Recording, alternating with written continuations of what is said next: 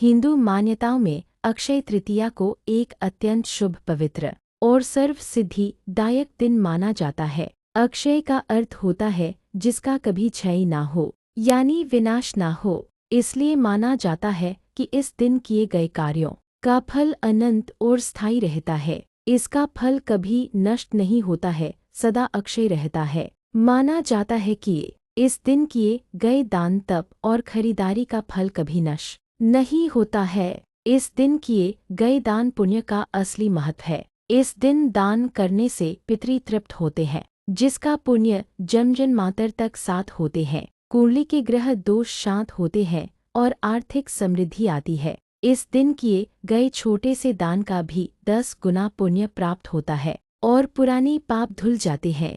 धार्मिक मान्यता के अनुसार इसी पवन तिथि से सतयुग और त्रेता युग का प्रारंभ हुआ था। अक्षय तृतीया को केवल एक त्योहार नहीं बल्कि इसे एक युगादि तिथि माना जाता है। इसका रहस्य समय के चक्र और सृष्टि का पुनरुद्धार से जुड़ा है। इसी पवन तिथि को सतयुग और त्रेता युग का समापन होकर नए युग का उदय हुआ था।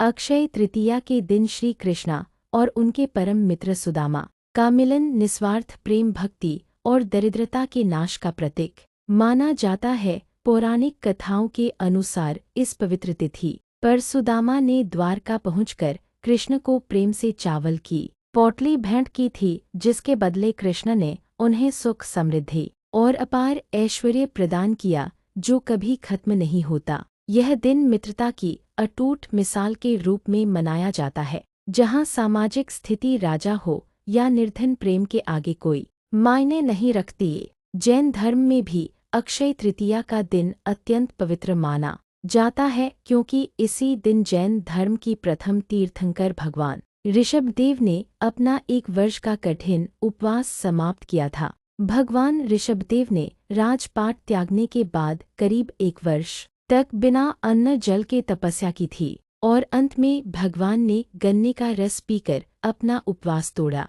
इसे जैन इतिहास का पहला आहार दान माना जाता है। माना जाता है कि इसी दिन जैन भिक्षुओं को भोजन देने और उनकी सेवा करने की विधि, जिसे आहारचर्या कहा जाता है, की नींव पड़ी। महाभारत का लेखन इसी दिन शुरू हुआ था।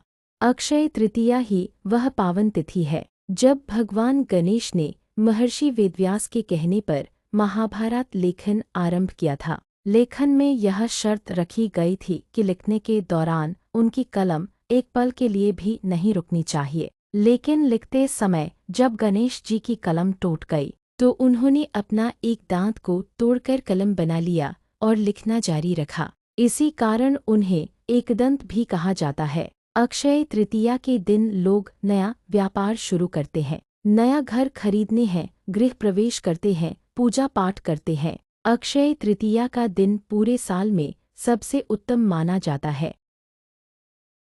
अक्षय तृतीया ही वह पावन तिथि है जब भगवान गणेश ने महर्षि वेदव्यास के कहने पर महाभारत लेखन आरंभ किया था। लेखन में यह शर्त रखी गई थी कि लिखने के दौरान उनकी कलम एक पल के लिए भी नहीं रुकनी चाहिए। लेकिन लिखते समय जब गणेश जी की कलम टूट गई तो उन्होंने अपना एक दांत को तोड़कर कलम बना लिया और लिखना जारी रखा। इसी कारण उन्हें एकदंत भी कहा जाता है। अक्षय तृतीया के दिन लोग नया व्यापार शुरू करते हैं, नया घर खरीदने हैं, गृह प्रवेश करते हैं, पूजा पाठ करते हैं। अक्षय तृतीया का दिन पूरे साल में सबसे उत्तम माना जाता है।